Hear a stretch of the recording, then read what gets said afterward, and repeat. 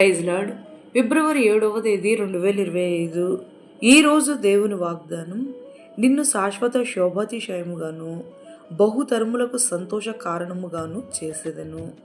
యెషయా గ్రంథం 60వ అధ్యాయం 15వ వచనం. బహు పరాక్రమము గల దేవుడగు మన యేసయ్య మన జీవితంను ఆశీర్వదించడం మొదలు పెడితే మన పాప జీవితము, ఆర్థిక ఇబ్బందులు, అనారోగ్యం అనేవి మనము ఎన్నడూను చూడక శాశ్వత శోభాతిశయముగా, తరతరములకు సంతోష ఆనందకరముగా ఉండును.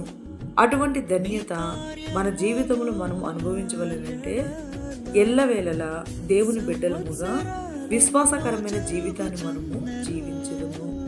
ఈ రోజు మన జీవితంలో నెరవేరాలని కోరుకుంటూ, జీసస్ ఈజ్ అవర్ బ్రదర్ ప్రిచర్యలో మీ సహోదరి.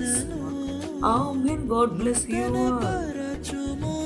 సమస్తము పాతవి గతించిపోవును, సమస్తం నూతనమగును.